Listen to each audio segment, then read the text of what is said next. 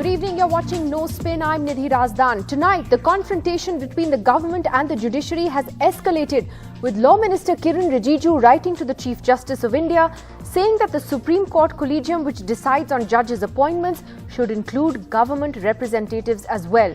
In the letter to Chief Justice D.Y. Chandrachud, the Law Minister has said that this will infuse transparency and public accountability. As news of the letter broke, Delhi Chief Minister and AAP convener Arvind Kejriwal tweeted calling it dangerous and saying that there should be absolutely no government interference in judicial appointments, while the Congress called it an attempt to intimidate and then capture the judiciary. But responding to Mr. Kejriwal's tweet, the Law Minister said that his letter was, as he put it, just the precise follow-up action suggested by the Supreme Court while striking down the National Judicial Appointment Commission, or the NJAC. That was the alternative that had been passed by Parliament to appoint judges and would have included a government appointee as well. Well, the Supreme Court scrapped that many years ago. But in recent weeks, there has been a stepped-up attack by the government on the system of appointing judges. And this has also been expressed very vocally by the Vice President of India at different platforms. The current system of appointments does not give the government any say in the process, but the government can and does hold up appointments for months on end by sitting on the files which are sent to them. The Supreme Court itself has stood firm so far on any government interference in the process. So is the Law Minister's letter, which has clearly escalated the matter, actually a call for transparency, or will it amount to government interference? Let me first welcome on the program tonight Justice A.K. Sikri, who is a former judge with the Supreme Court of India. Thank you very much, Justice Sikri, for joining us. I just wanted your thoughts first, on this entire controversy, sir. Do you believe that the Supreme Court must stand firm and resist any government interference in judicial appointments, or that the Law Minister makes a point that it needs to be more transparent and the only way to do that would be to have a government representative in the collegium? I think let me start it from another perspective before coming to the answer to the question which you have put. Today, as the position stands, as you rightly mentioned, NJAC Act, which was passed, has been declared unconstitutional by the Supreme Court. So collegium system stands, and that is the law of the land. Of course, what government wants to do, and whether they want to bring another legislation or wants to make another constitutional amendments, etc., I need not go into that. I even need not go into the question whether the collegium system is the best system and there is no other alternative, etc. Having said so, one thing is very clear, which is being discussed at various levels. Those who are even justifying the collegium system, many of them have raised voices insofar as the functioning of the collegium system is concerned. Many are dubbing it as opaque or shows lack of transparency, etc. But the question is, as you have rightly said, in this entire context, whether this letter of the Law Minister and suggesting that there should be a person of the government as a part of collegium, whether it is going to serve any purpose or not. But before even going into this issue, I have another fundamental issue, which is this. You see, collegium system has been introduced not, by the Supreme Court, not on administrative side. Not that it is an administrative decision that this should be the collegium. It is in the form of judgments of the Supreme Court. As we know, these are called Judges Case 1, 2, and 3, by which it was introduced. And how the collegium, what it should comprise of, how it would function, what is the procedure, etc., all that is laid down. Now, once that system is determined by a judicial verdict, it would be, in the first instance, I would say that it would be difficult for Chief Justice to tinker with that judicial system on administrative side, unless it is done by modifying the earlier judgment and sitting again on judicial side. So therefore, as of now, as I said, in terms of the judgments of the Supreme Court, when it comes to the appointment of High Court judges, the first three judges of the High Court, they have to, Chief Justice and other two have to recommend. And So, then what I'm asking is, do you believe there should be a government representative on the collegium? Yes or no? Do you believe no, that what would be I'm fair? saying, the first I'm saying is that, I mean, the issue may not arise because unless there is a amendment to that order or modification of the order on judicial side, it is not even feasible or not even possible. But in That theory, is what do I'm you trying to think say. theoretically that government is correct to say there should be a government representative, or do you believe that even with all its faults, the collegium system is still it's better to keep it this way rather than have any government interference? No, I tell you there, how it will work or how it will not work, only the time would tell if such a system is introduced. Theoretically speaking, I don't know when the justification which is sought to be given that it will bring transparency and public accountability. I'm not too sure with one member of the government, if he or she is included in the collegium, how it is going to bring transparency. What would be the role of that person? Because the collegium decides after shortlisting the candidates who should be appointed as judges of the High Court or who should be appointed as judges of the Supreme Court. So what would be the role of the government nominee in that collegium? Of course, once that decision is to be taken, and if he is it, now I'm theoretically saying what you have said, suppose it is possible by modifying the judgment and including it. So question is, we'll have to determine if he is the part of collegium, then he has a right he will have say in the decision making. My question, sir, is on principle, should the government have any say in the appointment of judges? No, on principle, as of now, actually, let me tell you, it's again a very vexed question, in the sense that there has been a lot of debates. Initially, as the constitution provisions stands, before these judgments in judges' case, it was the government had complete say in the matter. Of course, as of today, it's only the the government can only say or give its inputs to the candidates which are selected, whether they should be or there's something against them, IB, etc. Because as far as intelligence wing is concerned, this is not with the the courts have no role, or courts cannot go into that issue. Sure, obviously, but I think at the heart of the matter is, and I'll just bring in the rest of the panel here, so do stay with us, and we'll also have Justice Madan Lokur joining us shortly, also former Supreme Court judge, Shadan Farasat, advocate with the Supreme Court, Aman Lekhi, senior advocate of the Supreme Court, also joining us. Shadan Farasat, the heart of this debate really is the collegium system itself, and whether it is transparent or not. I think even those who are currently in the judiciary agree that it's actually not the best system. It does require change, reform. The question is whether that should include any direct interference from the government at all. How do you see Kiren Rijiju's letter to the Chief Justice of India? Shadan Farasat. So first thing, I think the Law Minister's letter is bordering on inappropriate. I think, as Justice Sikri pointed out, there is already a decision. That decision clearly says what the collegium is. The collegium only comprises of the judges of the Supreme Court. If there is some aspect of MOP which has to be, memorandum of procedure which has to be finalized, that will certainly not include a new member being added, that to a secretary of the Government of India. So I think the Law Minister himself knows that his suggestion is not within the remit of the existing law. And if they had a problem, they could have filed a review against that judgment, and the Supreme Court will deal with it. As Justice Sikri rightly pointed out, this is not something which is done on the administrative side. There is a judicial decision of none less than a constitution bench as recently as 5 years back. So it can't be under, number one.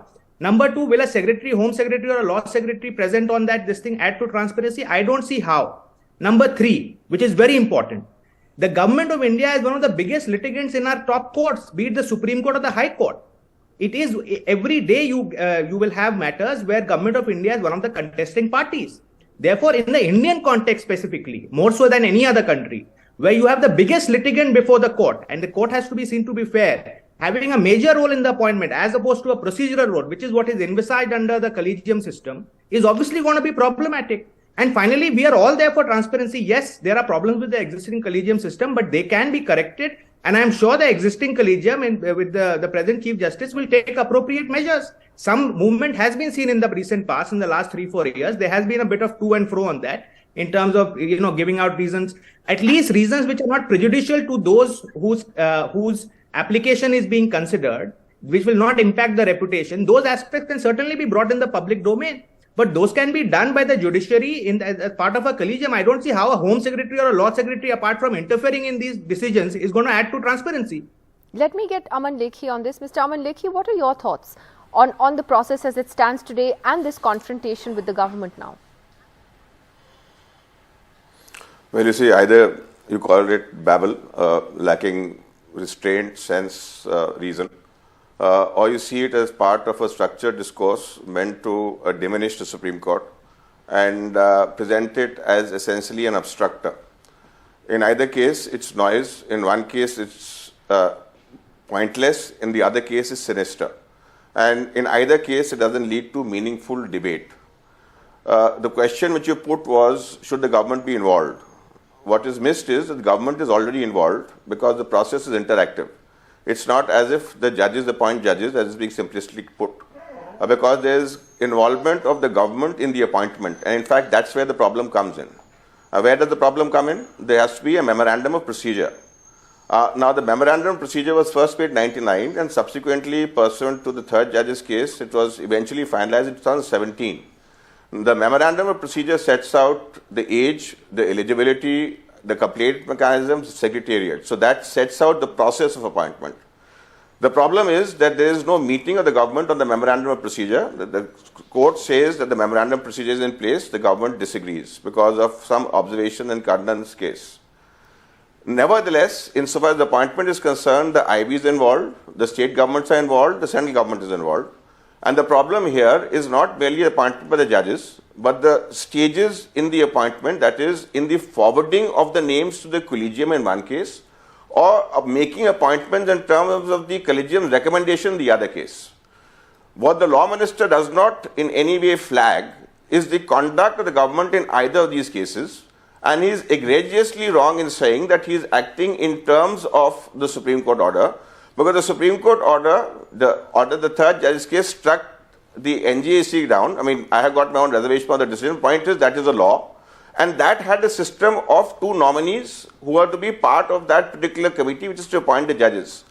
All that happened post that judgment was a decision, an order, requiring formulation of memorandum of procedure. Now, if the parties agree on the memorandum of procedure, the conditions relevant for the appointment would be as the memorandum of procedure stipulates, and that will bring in transparency as to the method of appointment. But it would have behoved the law minister to have Mr. actually... Lekhi, what you said right at the beginning, that there seems to be, in a sense, what you're saying is that there is a sort of a structured way that an attempt is being made to diminish the Supreme Court. You use the word sinister. So are you saying that there is it's a sort of, I mean, you have the vice president who's been talking about this very openly, the law minister's, been in a confrontation with the judiciary. Are you saying that there is a sort of a larger plan at play here, which may eventually possibly result in the government pushing for a fresh law in Parliament on judicial appointments? Well, the government is entitled to come with a fresh law. There is no bar in the government coming with the law. As far as the question as being sinister, not that the question is moot. I see absolutely no reason for such comments. These comments are very frequent and have been made rather flippantly by responsible holders of constitutional posts. These are serious issues, have a long history, and have to be debated in a very serious manner. You cannot possibly play to the gallery while make comments and suggest that what you are saying is actually legally sanctioned when it is not. My problem is the way in which this particular debate is being structured. There is absolutely no issue in our reconsidering the method of appointment and devising a substitute to what exists. But you cannot, in the guise of substituting the system, attack those involved in it. And as far as judiciary is concerned, I feel it's a very important institution which deserves to be preserved and protected.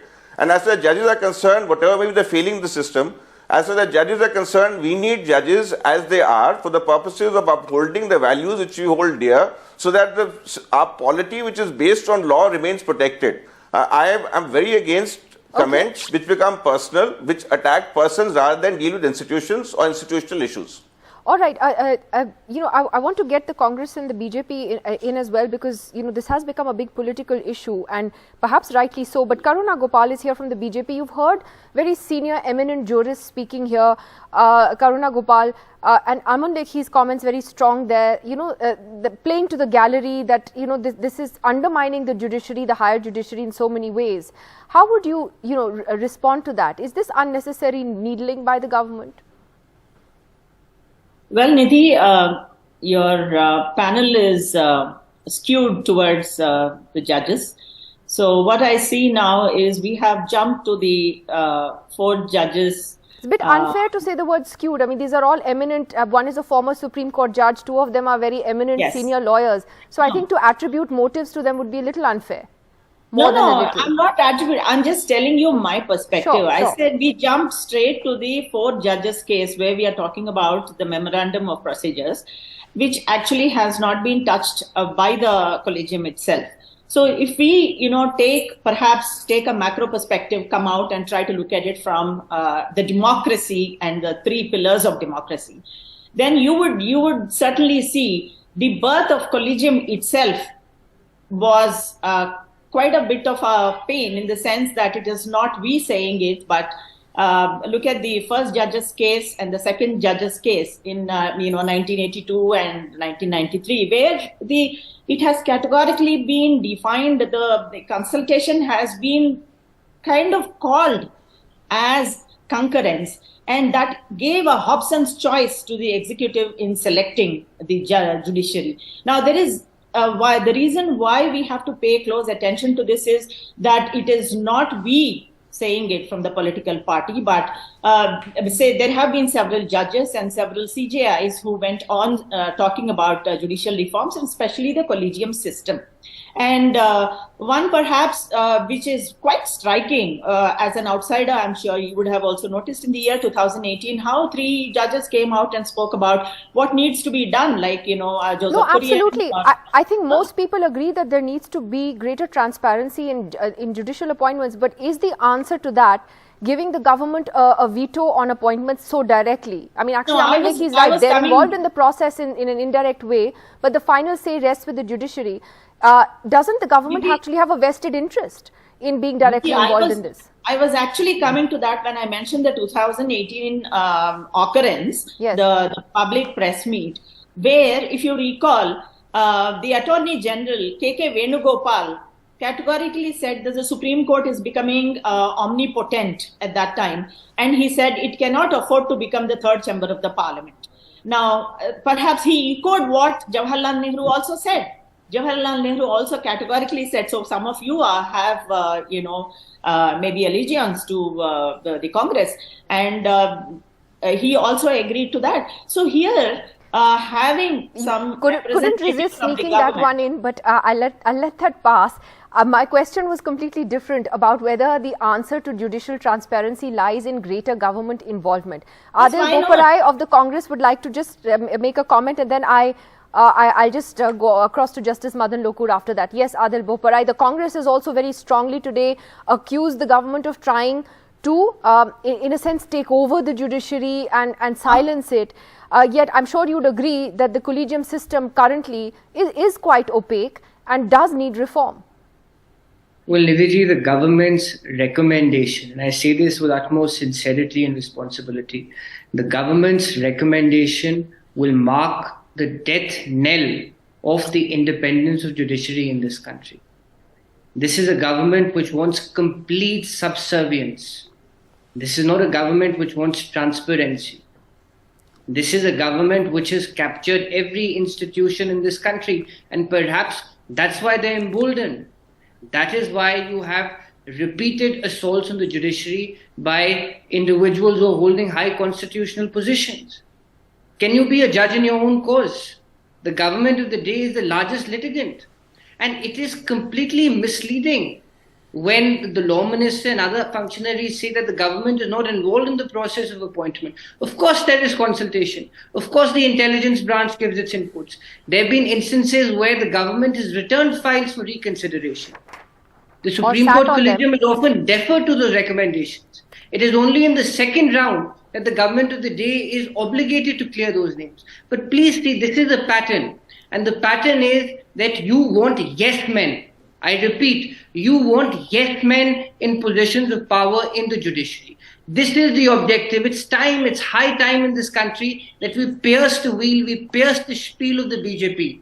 It is not about accountability, it is not about transparency. So you're saying it's about yes men everywhere, including in the courts. Let me just go across to Justice Madan Lokur as well, who joins us on the program this evening. Justice Lokur, thank you for being back with us, sir. I remember that when we've had a conversation on this subject in just weeks earlier, you expressed very clear apprehensions about the government's motives here. How do you see the Law Minister's letter to the Chief Justice today? Yeah, well, first of all, thank you, Nidhi. What the Law Minister has said in his letter is not yet in the public domain. At least I don't have access to what he has said. So it's just a report which says that, he wants well, he confirmed it through a tweet today. He didn't, he didn't deny it, and he very much confirmed that it was a follow-up, as he put it. Yeah, but it seems that at least that's what's come out, that he wants somebody to represent the government in the collegium. Now, in what manner does he want that representation? Is it somebody who's just going to sit on the sidelines of the collegium meeting and watch the proceedings? Or is he going to be somebody who's going to take an active part in the discussion? Or is it going to be somebody who's going to say yes or no, depending upon what is presented? What are the powers of that person going to be? Does that person have some kind of a veto right, in the sense that if the collegium says that, yes, we want to appoint somebody, and this person says no, will the government say, well, our representative has said no, so therefore we're not going to appoint that person? So we really don't know, what exactly he wants. But how do you see this escalation? Or, it's been very steady. A number of comments from the Law Minister. Yeah. The Vice President has made comments as well at different forums, including Parliament. So, yes. Do you see it, as Aman Lekhi does, that there's a kind of a sustained, structured effort to diminish the Supreme Court, as he put it? Yes, but there is definitely, some sort of an assault on the independence of the judiciary. Well, at least we are heading towards that assault on the independence of the judiciary. And, whatever has happened in the last couple of weeks is a clear indication of that.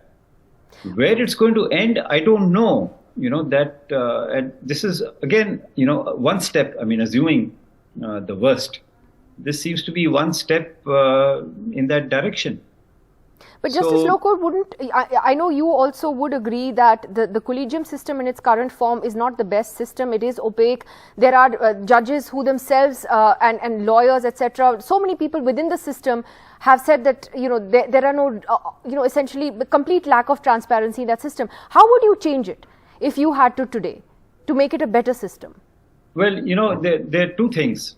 One is a change in the collegium system within the Supreme Court, right?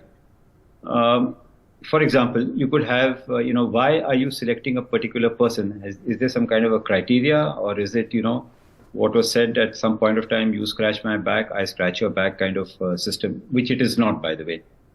But what is the criteria on which you make a recommendation? So that's one aspect. Another aspect is what happens in the government is tremendous opacity within the government itself. Why are you rejecting a particular person and asking the Supreme Court to reconsider?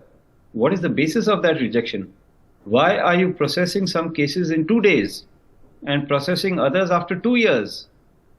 So it's at both levels that there has to be this transparency at both levels. All right, Justice Madan Lokur, I'll leave it at that today. Thank you very much to you and to the rest of our panelists for joining us. Thank you to Justice Sikri, Aman Lekhi, Shadan Farasat, Karuna Gopal and Adil Boparai as well. We'll see you again tomorrow. Goodbye.